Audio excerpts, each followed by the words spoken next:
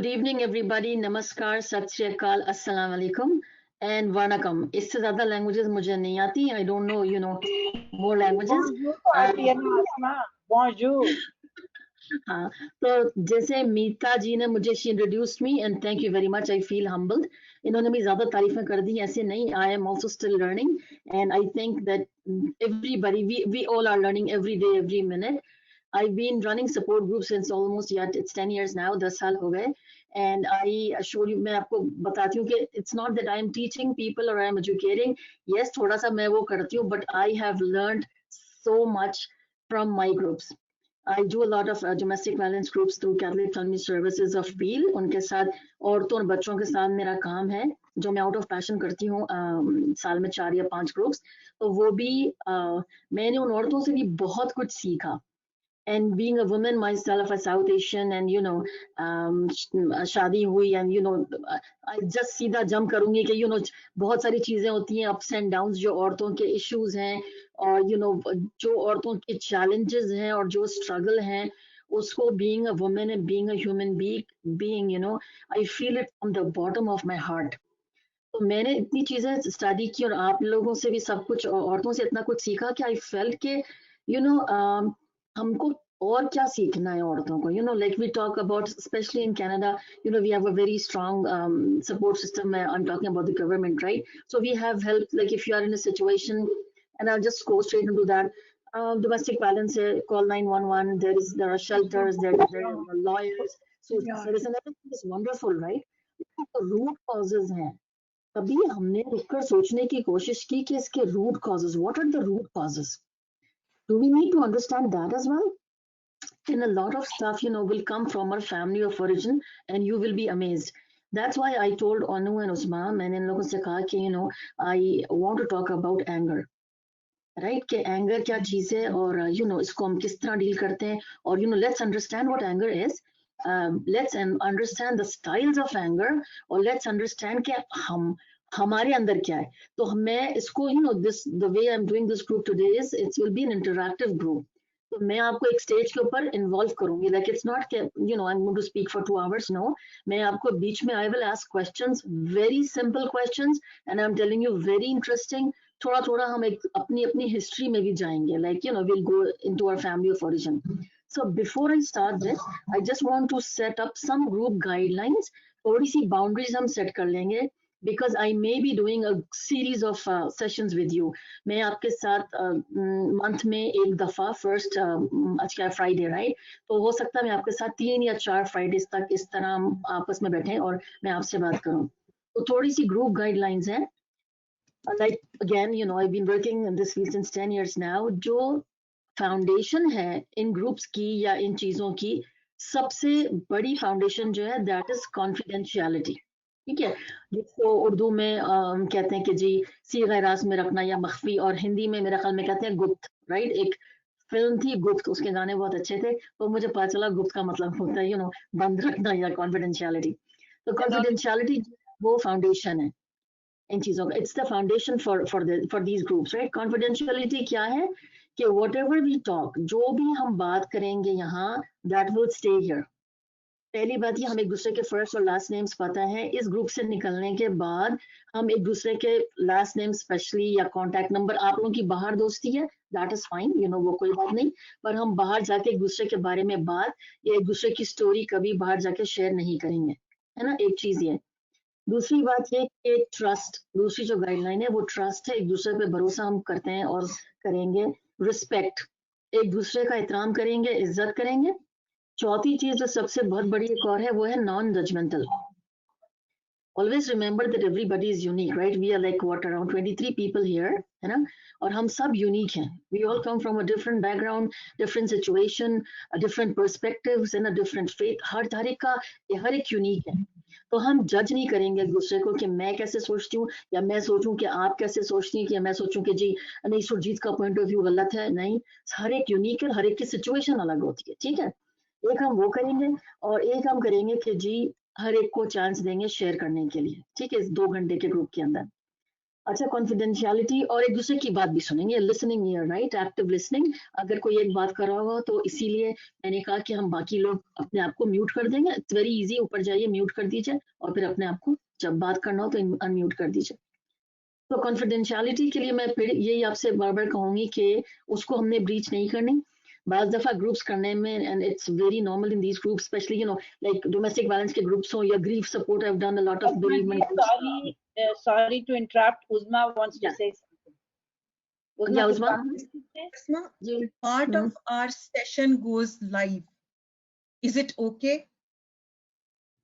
Because usually we do share it on live on Facebook. Is it okay for today or not? I am okay, but I don't know about the group. Do you have consent for everybody? Like, Usually we do have their consent, but today it depends sometimes on the presentation part. We can just go live, and when it's something personal, we don't go. So it's totally up to you. Just let me know. okay, so I am as a speaker, but about the Asma is okay participants, with yeah. it. ठीक है ना? तो ठीक है. But if Asma is all right with it, तो तुम live शुरू कर सकती हो. But when it comes to a point when somebody is sharing something, then you need to ask Yeah. or use your, mostly तुम रहने दो. Yeah. Because people पूछने की they're जगह waiting and पूछने की जगह ये रूल बनाओ कि जब तो अस्मा बात कर रही हैं तो ठीक है, जब वो कोई किसी और की शेयरिंग हो रही है तो तुम अपने आप उसको ऑफ करो। So that Yeah, bar I bar agree with Aloka ji. Personal stories नहीं जाने चाहिए. Yeah, only the like जो भी हम यहाँ पर education का piece use करने, that can go live for other people as well. लेकिन किसी की personal story या किसी के tears, ये सब कुछ ये नहीं, obviously नहीं जा सकता है ना. तो उसको आप थोड़ा सा देखिए, you can control that, yeah. ठीक है. अच्छा, एक ही चीज ये हो गई। दूसरी बात है कि again confidentiality, I would repeat it again and again, so we need to be very careful and very mindful of that. She wants to ask something. Sorry, yeah, Mita ji. I mean, it's okay. I just wanted to know whether Susan is comfortable with Hindi Urdu. I don't know. Oh, I'm sorry, yeah. Susan, just in chat box let me know that itni Hindi aap samajh lengi. Yeah, Just that's why I'm trying to do it next. Yeah. Susan I know is on that mute, I Susan think. understand Hindi. Yes, thank you. What Is is she she okay saying? with that? She's okay with Hindi. Okay, very good. I'll try to do it mix. मैं थोड़ा जो ना वो मेरी group ज्यादातर खिचड़ी होते हैं तो मैं मिक्स करके करूँ तो एवरीबॉडी अंडरस्टैंड्स. ठीक है, तो चलिए हम जाते हैं सीधा एंगर के ऊपर. ठीक है, पहले तो हम ये समझते हैं कि जी एंगर क्या चीज है ना, गुस्सा क्या चीज है. अच्छा, जिसने बोलना, मुझे आप लोग नजर तो आ रहे हैं, बस कभी कभी मुझसे जरा सा मैं वो नहीं नजर आता कि एंगर जो है वो बेसिकली एक इमोशन है.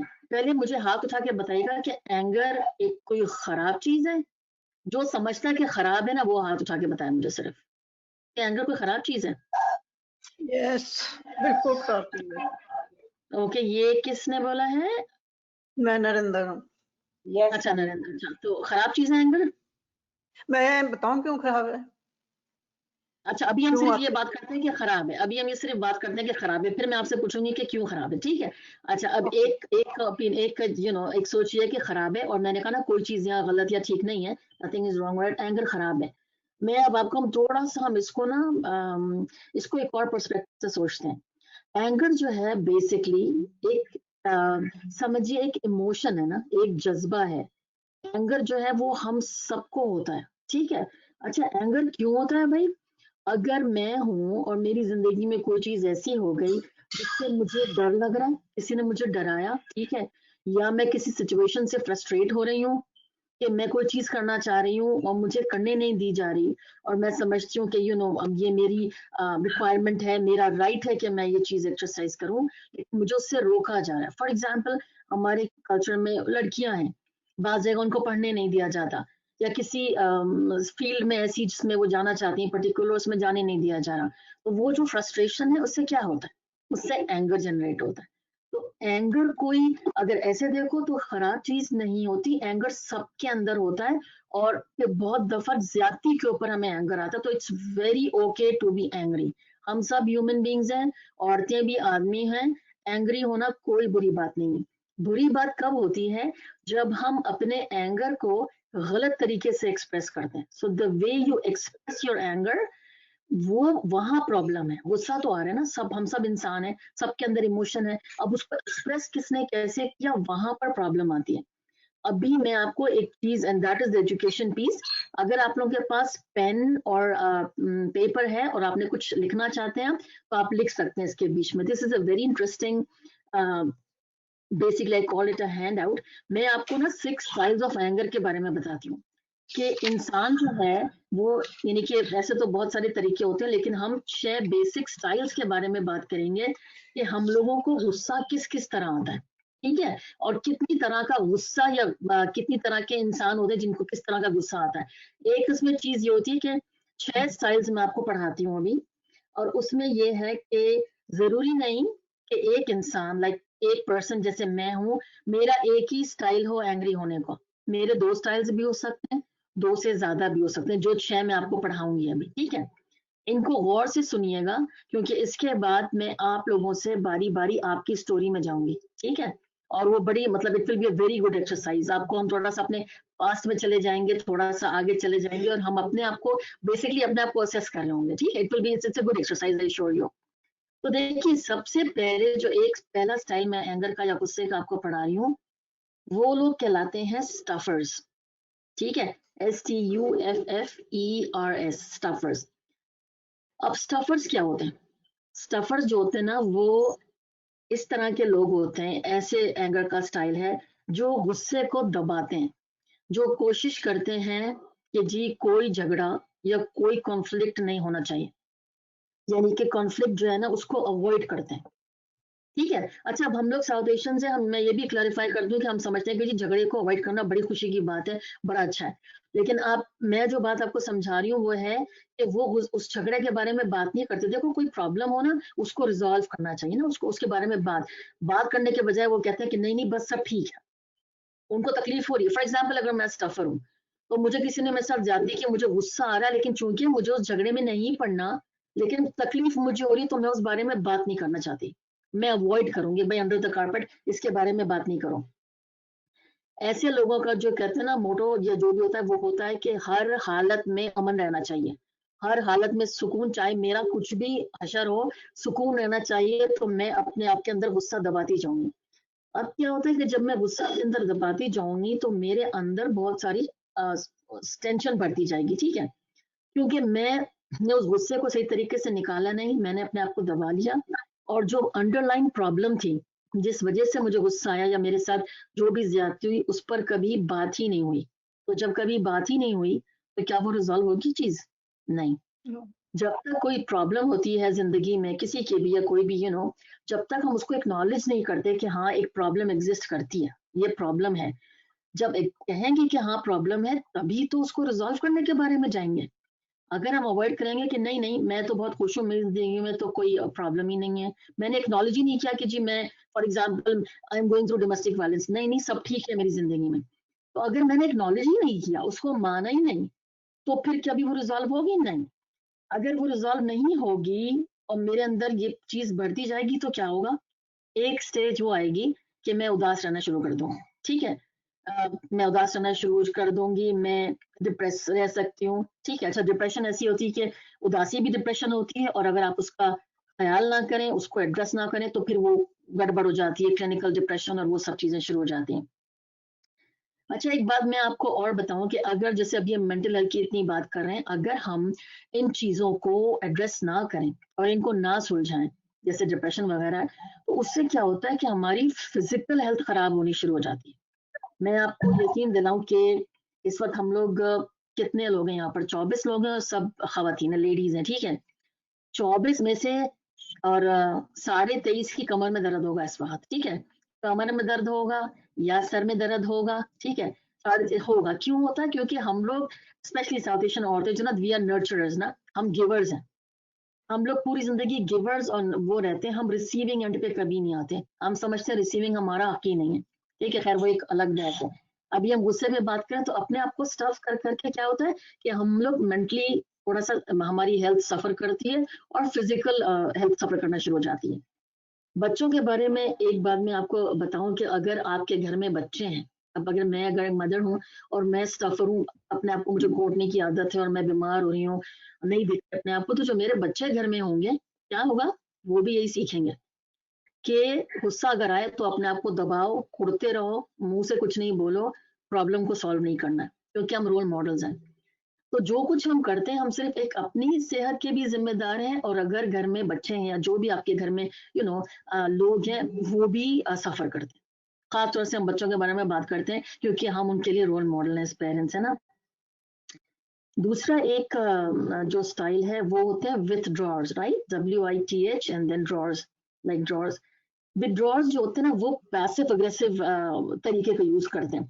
यानी इसको हम ऐसे बताएं कि एक मैं आपको एग्जांपल दूं, बाज हस्बैंड्स होते हैं ना, शौहर होते हैं या पार्टनर्स होते हैं, उनको अगर अपनी बीवियों पे गुस्सा आ जाए तो वो कई दिन तक उनसे बात नहीं करते। वो क्या कहते हैं उसको उर्दू में, सॉरी मुझे हंसी भी आ रही है, उसको उर्दू में कहते हैं चुपकी मार, ठीक है, कि वो खामोश, बिल्कुल चुप, वो बात ही नहीं करते। इसको ये ऐसे लोग होते हैं विथड्रॉर। उनको गुस्सा है लेकिन उन्होंने बात नहीं करनी डायरेक्टली, और इस तरह वो अपने गुस्से का इजहार करते हैं। अच्छा, बच्चे जो होते हैं ऐसे घर में, अगर वो देखते हैं कि ये वाला एंगर का स्टाइल घर में है, तो वो उसको कॉपी करते हैं। वो क्या करते हैं, वो बात नहीं करते हैं, खामोश रहेंगे, उनके ग्रेड्स खराब हो जाएंगे स्कूल में, वो बॉदर नहीं करते, वो उनसे आप कहें कि कोई काम कर दो, वो अपने चोर्स नहीं करेंगे, तो इस तरह वो अपने गुस्से का इजहार करते हैं। इसको विड्रॉर्स बोलते हैं, ठीक है। और उनको कॉन्सिक्वेंसेस की परवाह नहीं होती ऐसे बच्चों को कि ठीक है अगर मेरे ग्रेड खराब हो रहे हैं लेकिन मैं कम्युनिकेट नहीं करूंगा ना, मैं अपना गुस्सा निकालूंगा, ठीक है। अब देखिए स्टफर्स में और विड्रॉर्स में एक डिफरेंस आप देख रहे हैं कि स्टफर कुछ भी नहीं बोल रहा, बस वो दबा रहा है। विड्रॉर जो है वो नॉन वर्बल तरीके से अपने एक्शन से अपने गुस्से का को बता रहा है, लेकिन प्रॉब्लम अभी भी नहीं सॉल्व कर रहा। तीसरे जो होते हैं वो होते हैं ब्लेमर्स। इनको मैं कभी कभी कहती हूँ बड़ी मजेदार, क्योंकि इसमें आपको एक दो स्टोरी सुनाऊंगी। ब्लेमर्स जो होते हैं वो अपने गुस्से या अपने प्रॉब्लम्स के लिए हमेशा दूसरे को इल्जाम देते हैं, ठीक है। उनको नेम कॉलिंग या बुरा भला कहना, उनको अटैक करना या उनको दूसरों के सामने इंसल्ट करना, ठीक है। उनको इल्जाम देते हैं कि तुम इस चीज के जिम्मेदार हो। मैं आपको एक स्टोरी सुनाऊं। मेरा थोड़ा सा काफी टाइम न्यूयॉर्क में गुजरा, मैं एज अ स्टूडेंट न्यूयॉर्क में थी for 5 years। I did my masters मेरी शादी से पहले। तो मुझे एक फैमिली के साथ रहना पड़ा एज अ स्टूडेंट कुछ महीनों के लिए, जहाँ से after 3 months I said no no no, हमारे कैंपस में उस वक्त डॉर्म नहीं था, तो but I got an apartment and I moved out. क्यों? क्योंकि मैंने वहां पर एक मियाँ बीवी और बच्चे थे, and that was my first experience as a single girl कि जिसने देखा आदमी का गुस्सा, क्योंकि मेरे फादर बहुत ही शांत किस्म के आदमी थे। तो मैंने देखा कि गुस्सा, और कितना गुस्सा उस आदमी को, उनको इतना गुस्सा आता था कि आप लोगों की सोच है। अच्छा, बाद में उन लोगों से मेरी रही नहीं रही, मैं पढ़ के आ गई, फिर शादी हो गई, आई मूव टू कनाडा। उनकी ब्लेमर का मैं आपको एक ऐसा एग्जांपल दूं कि वो जो लड़की थी औरत, उसके पेरेंट्स कनाडा में थे, तो वो आती थी ड्राइव करके आ गई, वहां पर न्यूयॉर्क में अगर उनके शौहर से डाइनिंग टेबल के ऊपर कोई ग्लास रखा हुआ है, और वो आप सोचो कि वो औरत कितने मील दूर है, 8 घंटे की ड्राइव है न्यूयॉर्क और टोरंटो, है ना। अगर वहां से रात में उस आदमी से कोई ग्लास गिर गया है अंधेरे में, तो he would call her and he would swear और नेम्स कॉल करना कि तुम्हारी वजह से गिरा, क्योंकि तुम गलत जगह रख के गई थी। ये मैं आपको रियल लाइफ स्टोरी सुनाई, ठीक है। इन लोगों को कहते हैं ब्लेमर्स, ठीक है। तो उन्होंने फिर उन साहब ने he was cheating, had affairs, शादी भी कर ली, फिर छोड़ भी दिया, but for everything he would blame their wife। ये लोग ब्लेमर्स होते हैं। ये इश्यूज को नहीं रिजॉल्व करते, वो तो सवाल नहीं है। वो ये भी नहीं बताते कि उनको गुस्सा क्यों आ रहा है या वो क्या कर रहे हैं। They blame somebody else for their issues, ठीक है, या अपने गुस्से के लिए। या एक बहुत चीज आम है जो हम डोमेस्टिक वायलेंस में भी देखते हैं कि जो अब्यूजर्स होते हैं या पार्टनर्स, वो तुम्हारी वजह से मैंने ये किया, तुमने मुझे गुस्सा दिलाया, डोंट मेक मी एंग्री, तुम्हारी ये बात मुझे एंग्री कर रही है। ये डराना होता है बेसिकली। एंगर जो होता है वो इंसान के अपने अंदर का इमोशन है, हाँ कुछ चीजें से ट्रिगर हो सकता है, अंदर का इमोशन है। और एज एन इंडिविजुअल सिर्फ औरतें नहीं, अभी I was at a conference over zoom कुछ दिन पहले, तो हम लोग उसमें मेरे ख्याल में कुछ 46 या 56 प्रोफेशनल्स थे। तो मेरा ये कहना था कि हम इतना काम कर रहे हैं, you know we are empowering women which is beautiful, right, लेकिन हम औरतों को ही एम्पावर किए जा रहे हैं, औरतों को ही एजुकेट किए जा रहे हैं। हम ये बातें आदमियों से क्यों नहीं कर रहे हैं? और अगर हम करना चाह रहे हैं तो आदमी आ क्यों नहीं रहे? फॉर एग्जाम्पल कोई ग्रुप होता है, उसमें आप देखिए कि ये तो एक वुमेन्स ग्रुप हम कर रहे हैं ना, मिक्स ग्रुप में जब हम सोशल सर्विस के अंदर भी, तो उसमें 50 लोग आएंगे, वही मैं मजाक में कहती हूँ कि 49.5 औरतें होती हैं। तो इट्स अबाउट टाइम के बजाय कोर्ट मैंडेटेड और वॉलंटियर आदमियों को किस तरह लाने और उनको एजुकेट करनी है कि भाई आप भी तो समझो। हम औरतों को एजुकेट कर करके कि भाई तुम ये भी समझ लो, तुम अदालत में भी चली जाओ, तुम शेल्टर में भी चली जाओ, एंड रिजल्ट क्या हो रहा है? प्रॉब्लम्स तो बढ़ते जा रहे हैं, क्या बेहतर हो रहे हैं? हम आदमी औरतों दोनों को सिखा सकते हैं कि रिस्पेक्ट एक दूसरे की दोनों करो। हम हमेशा ये कुछ सिखाते हैं कि जी आदमी की रिस्पेक्ट करना है, और यू नो तो वो तो खैर मैंने कहा उसको एक अलग अपने में टॉपिक है, we'll address that as well. तो यही सारी बात है कि everybody needs to be educated, right. अच्छा जी, एक चौथे टाइप के होते हैं, वो कहते हैं ट्रायंगलर्स। ट्रायंगलर्स भी बड़े मजेदार होते हैं। वो ये करते हैं कि अगर जैसे फॉर एग्जाम्पल मैं और अभी मैंने यहाँ पे कहीं किरण को देखा था, तो अगर फर्स्ट करो मेरी किरण की यू नो गॉड फॉरबिड लड़ाई हो गई, अब मेरी किरण की लड़ाई हो गई, तो अब मैं किरण को हैंडल नहीं कर सकती क्योंकि मेरा कसूर है। मैंने क्या किया जी, मीता जी को बीच में घसीट लिया कि मेरी किरण की लड़ाई हुई, मुझसे रिजॉल्व नहीं। मैं कहा मीता जी देखिए क्या कर रही है। इससे क्या हुआ कि मैं अपनी तरफ अपनी साइड पे मीता जी को कर रही हूँ, मैं प्रॉब्लम नहीं रिजॉल्व कर रही, मैं अपने लिए क्या कहते हैं उसको एलाई या अपने जिसे कहते हैं ना अपना साथी, या उर्दू में कहते हैं आड़ी ढूंढ रही हूँ कि ये भी मेरे साथ मिल जाए, तो ये हम दोनों मिल के किरण की बुराई करते हैं। इसको कहते हैं ट्रायंगलर्स। एक बड़ी इंटरेस्टिंग स्टोरी और थी, एक फ्रेंड थी मेरी, उनकी थी सास बेचारी, तो वो उनको आदत थी कि वो माँ और बेटा लड़ते थे। तो मैं आपको स्टोरी इसलिए सुना रही हूँ क्योंकि मैं अपने ग्रीफ सपोर्ट ग्रुप में भी स्टोरी सुनाती हूँ, तो it's easy for everybody to understand and you know learning के लिए। जहां माँ बेटी की लड़ाई हुई, उन्होंने बहू को घसीट लिया, देखो ये क्या कह रहे हैं। अब एक औरत ने अगर एक लड़के को पाला और उसके जो भी इश्यूज रहे, तो वो उसको बेहतर समझती है। अब वो जो बहू बेचारी नहीं आई, वो क्या करेगी? वो बहू है, वो साइकोथेरेपिस्ट नहीं है। औरतों को शादी करके लाते तो समझते साइकोथेरेपिस्ट लेकर आ रहे हैं, सारी औरतें साइकोथेरेपिस्ट हैं, अब आके पूरे का इलाज करेंगी, विच इज रॉन्ग।